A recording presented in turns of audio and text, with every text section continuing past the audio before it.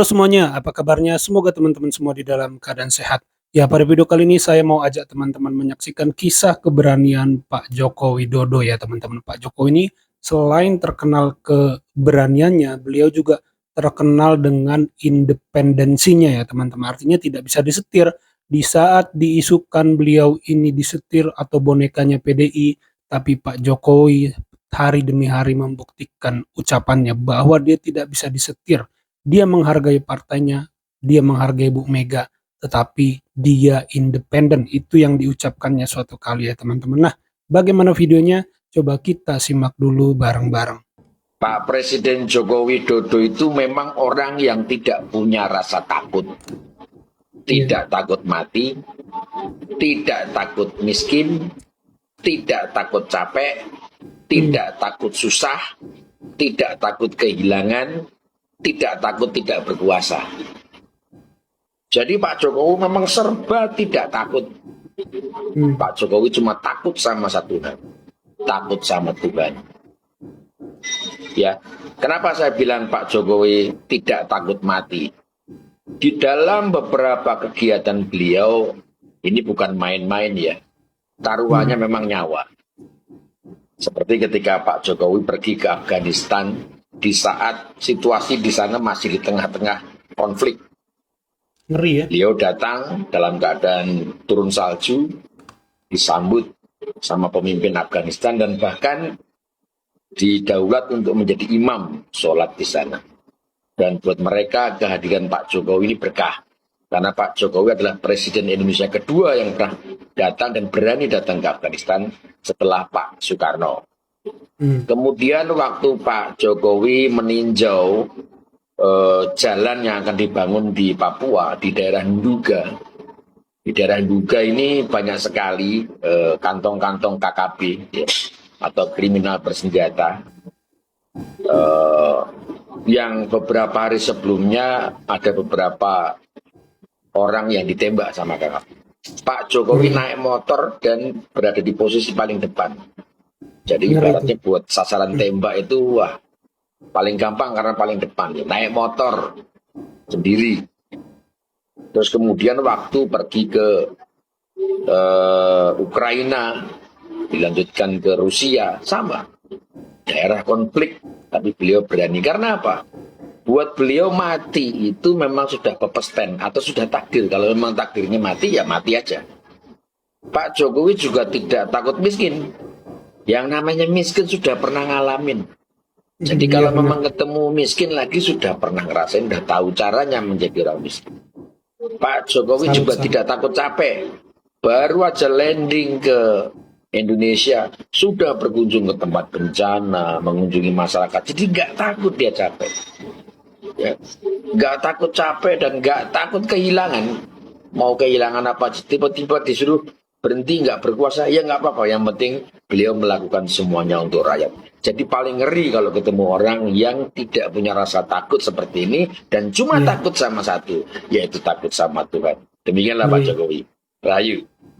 Ya, contoh sederhana aja ya teman-teman mengenai belusukan. Mungkin sebagian banyak orang menganggap itu biasa ya, kalau dari perspektif biasa gitu. Tapi jangan disamakan ya teman-teman, kita belusukan dengan seorang presiden. Harusnya secara psikologi ya, presiden itu kalau belusukan itu takut. Karena apa? Ya ancamannya banyak, banyak pembencinya ya. Tetapi Pak Jokowi itu tidak takut teman-teman ya. Tidak takut, walaupun ada pas pampres, tetapi harusnya itu membuatnya gentar kan. Tetapi enggak loh.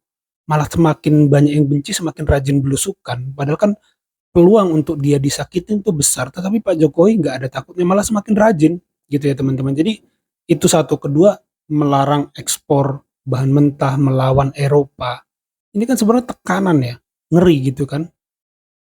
Tapi nggak ada takutnya Pak Jokowi itu. Jadi nggak bisa berkata-kata lah kalau soal nyali. Pak Jokowi ini patut diacungi jempol dan patut ditiru ya teman-teman.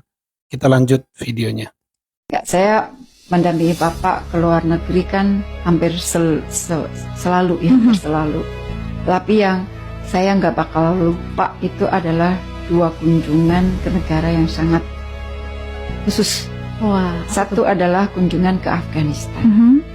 Yang kedua adalah kunjungan kemarin ke Ukraina Ya. dan juga ke Rusia. Jadi ke Afghanistan itu saya masih ingat bom terus terjadi, Ya. meledak di Kabul. Sampai Bapak waktu itu kunjungannya itu kunjungan rangkaian. Jadi di pagi sebelum Bapak berangkat dari, kalau nggak salah dari Bangladesh,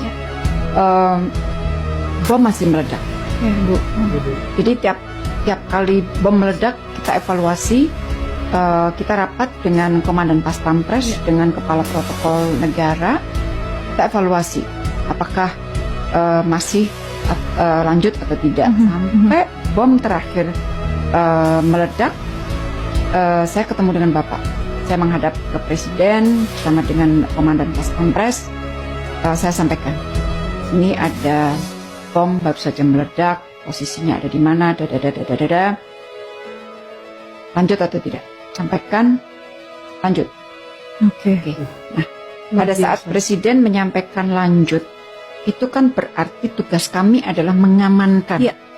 baik mengamankan kunjungan dari segi substansinya maupun mengamankan dari segi security. Dan memang sebelumnya kita udah garap. Jadi proses sampai titik Bapak Presiden masuk ke Kabul misalnya, itu kan kalau ditarik ke belakang persiapannya, apalagi ke negara yang khusus seperti itu, persiapannya itu kan sangat luar biasa. Dan kita sangat dibantu karena kita punya teman yang banyak. Wow.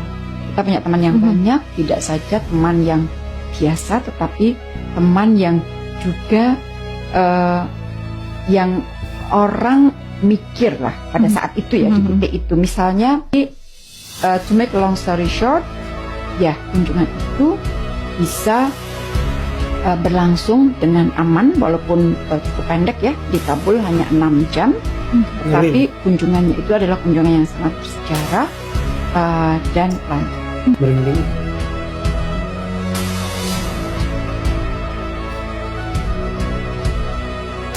Ngeri.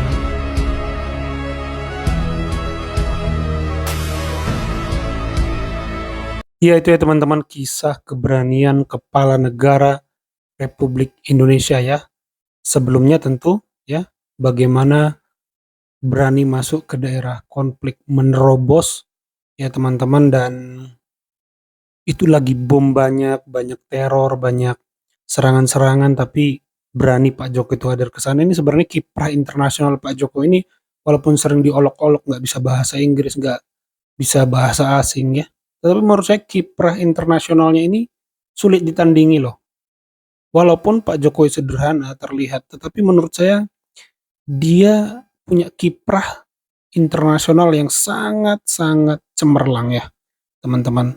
Perihal keberaniannya, perihal bagaimana dia menjamu tamu-tamu internasional sehingga tampaknya mengambil hati para pemimpin-pemimpin dunia teman-teman. Itu bisa dibuktikan Pak Jokowi itu selalu ditaruh di depan ketika foto bersama ya, ataupun melakukan suatu jamuan itu selalu menjadi sorotan, mampu mencuri perhatian, mencuri panggung ya. Jadi kiprahnya sangat mengagumkan sih kalau menurut saya. Jadi menerapkan standar yang tinggi untuk presiden selanjutnya lah ya. Kita lihat apakah Pak Prabowo bisa mengimbangi sepak terjang Pak Jokowi ya teman-teman. Ya itu saja video kali ini. Terima kasih buat teman-teman yang sudah menyimak sampai selesai. Sampai jumpa di video saya selanjutnya.